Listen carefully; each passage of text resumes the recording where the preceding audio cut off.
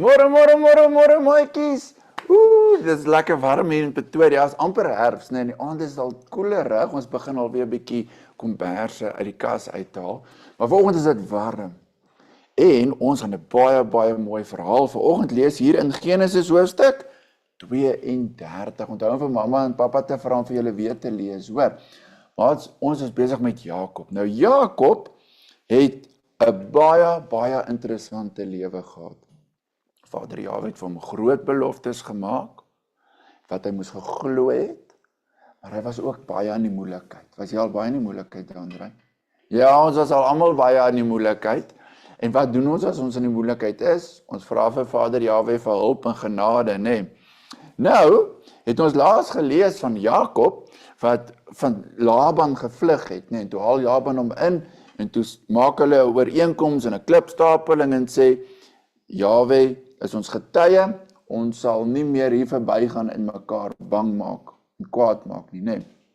Maar net daarna, toe Jakob 'n bietjie verder terugreis, na daar waar hy vandaan kom, nee, waar sy mamma en pappa nog is, lees ons in Vader Jahwe se woord, dat die engele van God het vir Jakob ontmoet. Nou dit is 'n baie groot ding wat gebeur het, dit is nie asof engele sommer elke dag vir ons kom kuier nie. Maar daar was 'n rede, Leon, want daar was 'n groot benoudheid wat voorgelê het. Ons noem dit die benoudheid van Jakob. Wat Jakob nie geweet het nie, is dat Esau op pad was. Onthou, hy moes jare terug vir Esau gevlug, wat so kwaad was, omdat hy die eersgeboorte reg gekry het, wat hom wou doodmaak. Esau het nog nie vergeet nie. En ons lees, Jakob se man het vooruit gegaan om te gaan met Esau te praat, maar toe hulle daar kom, toe sê hulle, nee, Esau is op pad met soldate. Weet julle hoeveel soldate? 400 soldate. Jakob en sy vrou en kinders is maar net so ou handjievol. Nee, hy het mos al 11 kinders gehad. Hier kom 400 soldate en hulle is dood bang. Want daar nou, die engele van God het al vir Jakob ontmoet en hom bemoedig. Jakob moet net aan die beloftes van Jahwe vashou, maar is dit maklik? Nee, is nie altyd maklik nie. Ja, en ons lees hoe Jakob 'n plannetjie gedoen maak het. Hy sê toe soos as julle wil speletjies speel, en sê, jy in die span, links, regs, nee? Hy deel toe sy gesin, en almal op in 2 groepe. En hy sê, as jy so die een klomp kry, en hy hulle doodmaak, dan leef die ander klomp daarom. Jo, dit sal verskriklik wees, nee. Dink net ons met 2 groepe maak. Dis of die een of die ander. Baie benoudheid, baie bang gewees. En Jakob dink nog, wat kan hy doen? Hy gaan 'n geskenk vir Esau stuur. Onthou, Jakob het baie diere gehad daar by Laban. Onthou, Jahwe het hom ons geseën. En Jakob maak net 'n geskenk, nee, dis nie eers al sy skape nie, 'n geskenk van 200 skape. O ja, en nog 20 ramme, en 200 bokke, en nog 20 bokramme, en kamele met hulle kalfies. Dis 'n verskriklike geskenk. Wat wil hy doen? Hy wil vir Esau sê, Esau, hier is alles joune, moenie vir my kwaad wees nie, kyk hoeveel gee ek vir jou.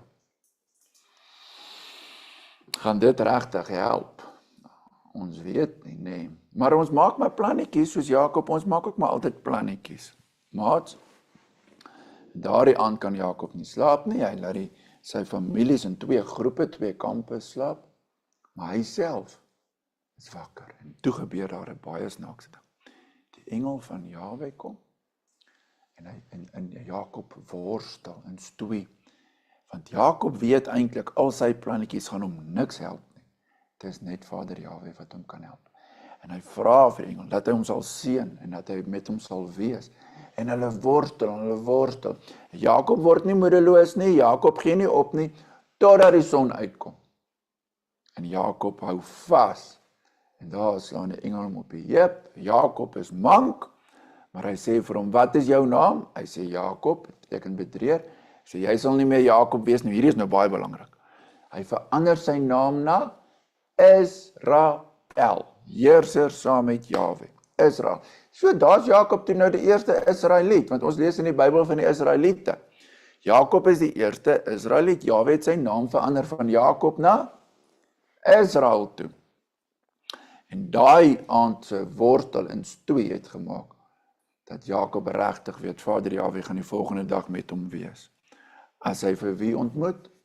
By Esau met die 400 soldate. Maar ons gaan volgende keer, as dit Vader se wil is, aangaan met hierdie verhaal. Maar wat leer ons van Jakob? Hy was baie keer in groot benoudheid, maar hy het vasgehou aan Jahwe, nee.